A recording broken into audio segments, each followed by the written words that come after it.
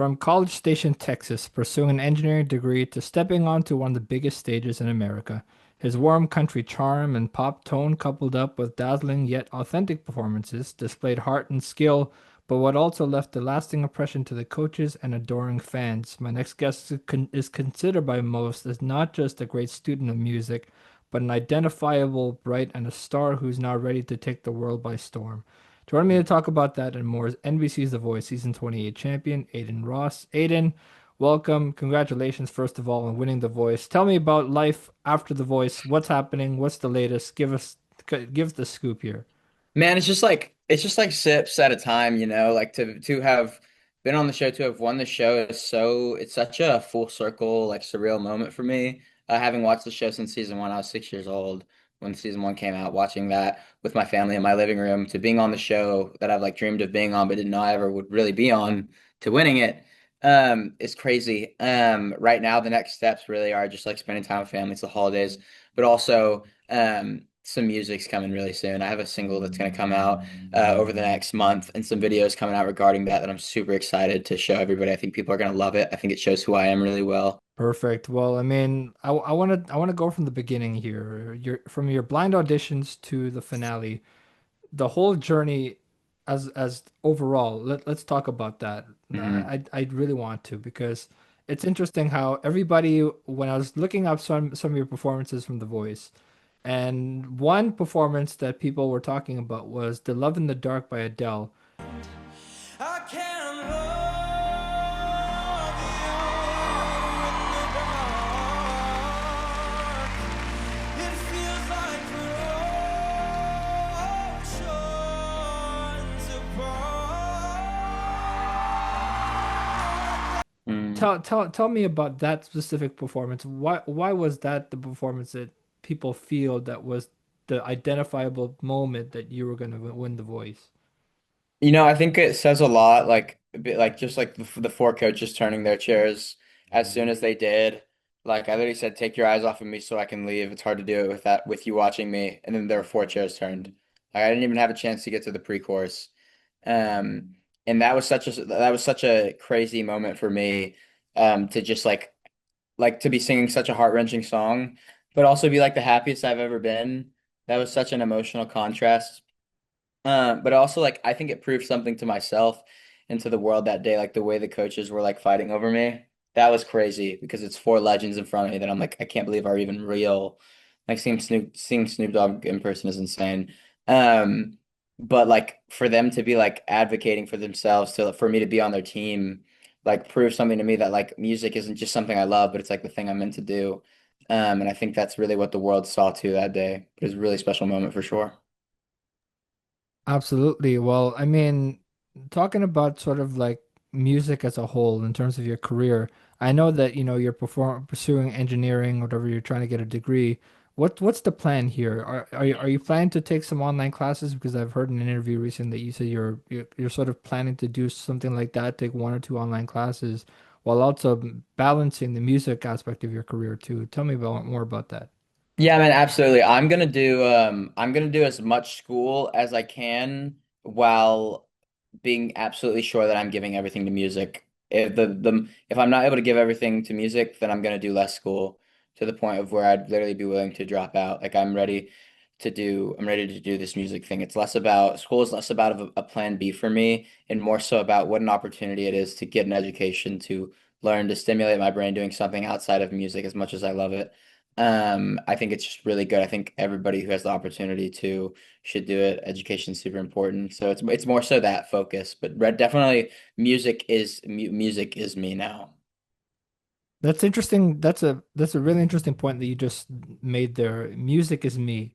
That sentence as a Mm. whole, if you take that in for yourself, just take that in for a moment. Music is me. Like what about music is you? Like tell me about that phrase specifically. Like why music? Like what is it about it that draws you into sort of the love for the art, I guess. Mm. I think ever since I can remember, it was my dad playing the guitar and my sister and I singing together. Like I can't remember a time when it wasn't like that. At like seventh grade, my dad was like, "Man, I love doing this, but my fingers are getting sore, so it's your turn, buddy." So I picked up a guitar and I started to play the guitar too. And since then, it's just been a point of vulnerability. It's been a point of community. And as simple as it is, I just love it. It's a point of like emotional regulation for me, like that, and also writing music is a point of emotional regulation. I think like self-reflection is something that I don't really do without music in my life. It plays a super important role in that. Mu I think another way that I say music is me is, or why I say that is my senior year of high school, I knew what I wanted to do, but I was too scared to do it. And so I went to go be an engineer, which ended up being a great decision because I learned so much and I made incredible friends and an incredible experience. And I learned that valuable lesson. But I never want to get in the way of my own dream again. Like music isn't just something I love, it's a thing I'm meant to do, like I said. And I think in saying music is me, that's me like proclaiming that to the world and to myself that that music is me. Like it's not, I'm not something else. That's what I do. For sure. And just connecting on that point, I want to talk about now What a Time, the cover with you and Yes. Ava. And I know we didn't end it like we're supposed to. And now we get a bit tense. I admit it that I think about it sometimes. Even though I know it's not so distant. Oh no, I still wanna reminisce it. I think of the night in the park, it was getting dark, and we stayed up for hours. What a time, what a time, what a time. I really want to like this is actually a really this is really weird to think about is that a coincidence of okay, we talk about the journey on The Voice and we talk about sort of music being you, and now full circle moment, What a Time. What was the time like on The Voice as we talk about What a Time? Mm. The time, what a time, the battle round, I want to talk about that time because it was what a time, of course, with Ava, which is a super great experience. It was a really cool time. We got to pick our own battle partners this season. I didn't really get to pick. Ava made a bullet train for me, and she just went straight to me, and she was like, "I want to make the best performance possible. Let's do it." And because there's saves and steals, there's a lot of saves and steals to go around. So she was like, "Let's make it impossible for one of us to not stay," and it worked out. We were both in the playoffs, and we ended up crushing it, and it was like a great decision because it was a great duet. But another really special thing was like Ava had just turned 18 on the show, and so her mom was still with her on the show. And so it was really cool to have her mom there because like nobody else had really had anybody there. And so her mom had kind of like fostered the group because we were all without our families out in LA, but she was there. And so she was kind of like the team mom, and it was honestly the coolest thing ever. Like she was the best, she was our rock, and it was just a really great experience. But yeah. For sure. And while Niall, your coach, was saying that was just beautiful. It was everything I wanted it to be and 20 times more. The thing that was making me think who would win this battle would be who could get the emotion across, and that's why I picked this song. And you guys just sounded so good together.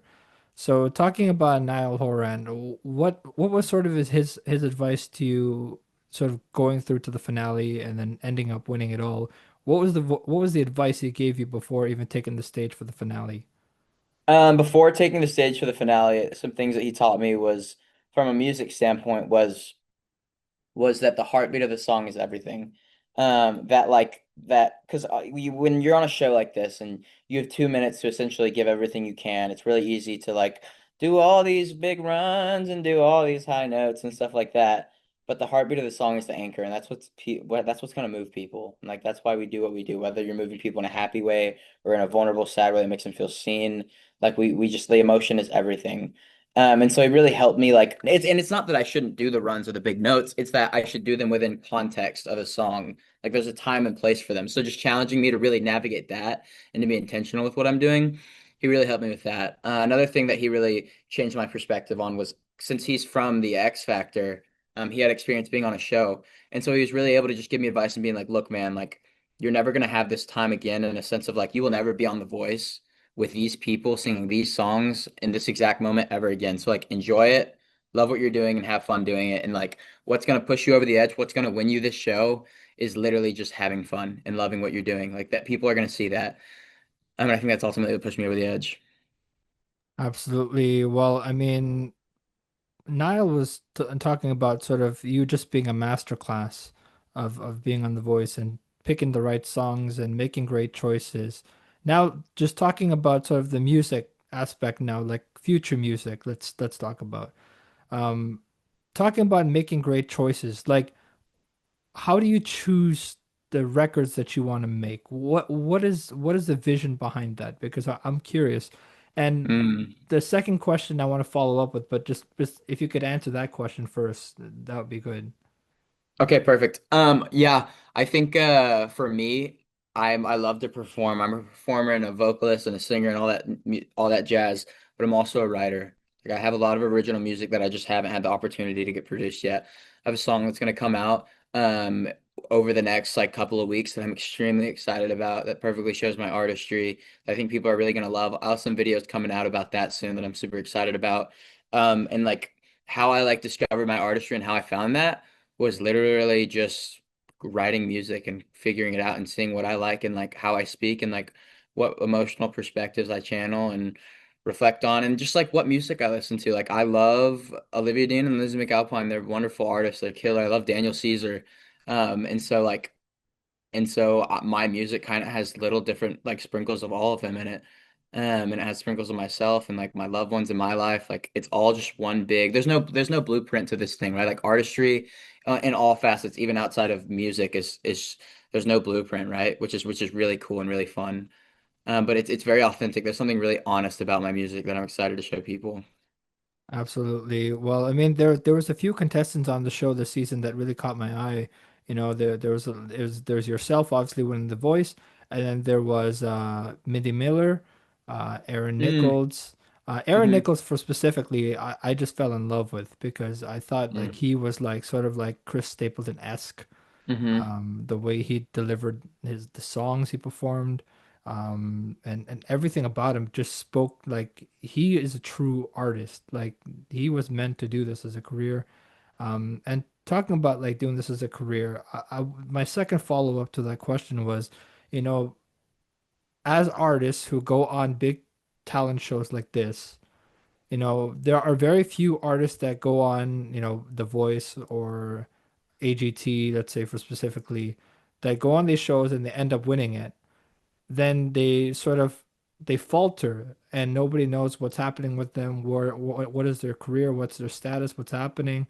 You know, like and sort of they fall off the face of the earth and nobody knows what's happening with them.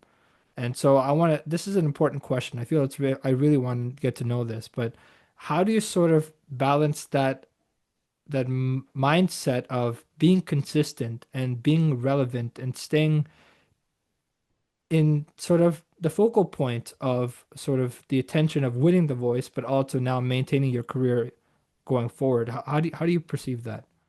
I think one thing that people can sometimes lose sight of is like they think that like winning the voice is like their claim to fame and that's like their thing and that they are the winner of the voice. But this show really is just a catalyst. Like winning the voice at the end of the day, incredibly grateful. What an opportunity. Like had the time of my life, learned so much about myself, crew, met the crew was incredible, Niall's incredible.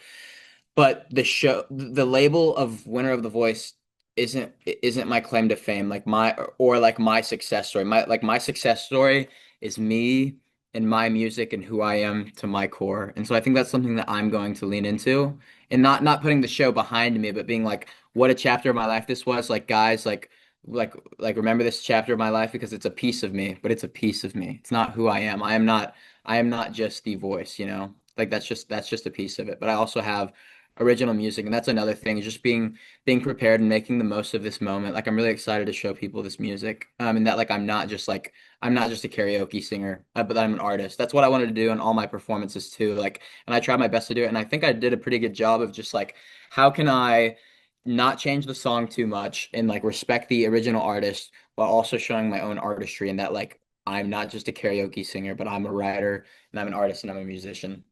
But yeah, that was the entire process throughout the entire competition.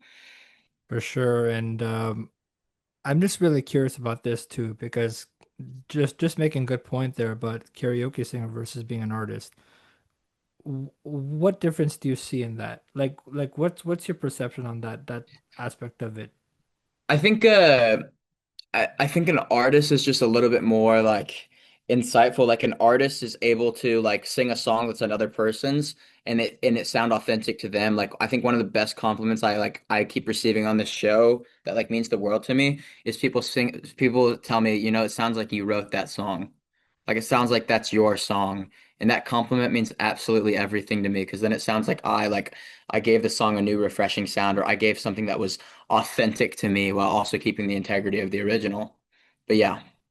Absolutely. Well, I want to talk about the finale performance that you put on, Golden Hour. I don't need no light to see you shine. It's your golden I want to talk about that. It really seemed like the Voice finale was your golden hour. Hmm. Um, no pun intended there. Yeah, no, Because absolutely. Like, no. we talk about people winning the Voice, and you're like, man, the confetti's falling in your head, and you're like just standing there in the moment where you're like you emotionally blank, and you were talking about that in an interview recently about just being emotionally blanked out because you sort of like you grew up watching this show from season one to now seeing all these artists walk on that stage and win the Voice, and now here you are in the same position, emotionally blanked out, and you won the Voice, and now here you are. Now you have a stardom career in the making. Like, what do you think about that?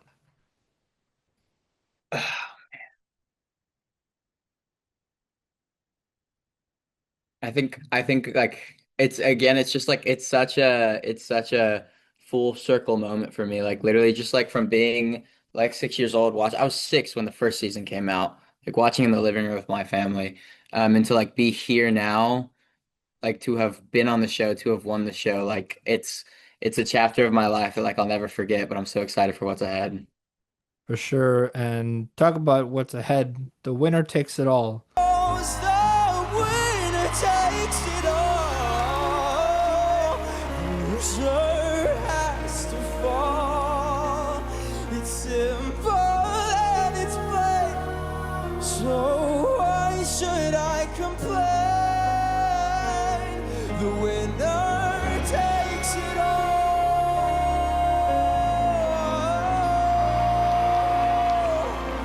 The winner takes it all.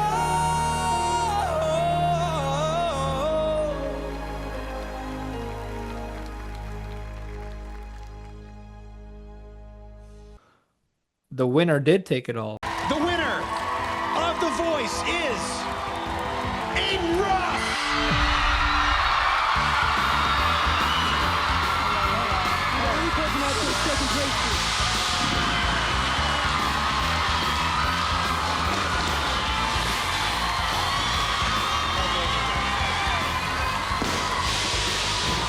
How about putting your hands together for Aiden Ross and all 6 of our finalists tonight and all the artists this season? I guess so, And man. so I want to talk about that, and I want to just just mention something you said in an interview that I just listened to. You said the one thing I wanted out of that finale performance was I wanted it to feel like I had left everything out there. That was Hmm. the only thing. And after Winner Takes It All, like from the moment that I started the song, because the show's running just a tad late, so they started it while people were still clapping. So I started singing while people were still clapping, but the second I started singing, everybody stopped, and I felt like I could hear a pin drop. It felt like time froze, and it truly felt like I gave absolutely everything I had to that performance. And so even though I'm here today winning the show, incredibly thankful, it doesn't change whether or not I left it all out there. And so I'm just so content with that. Um, so me reading that back to you, and an interview that you did after winning The Voice, what does that say about you? What comes to mind when you think about that?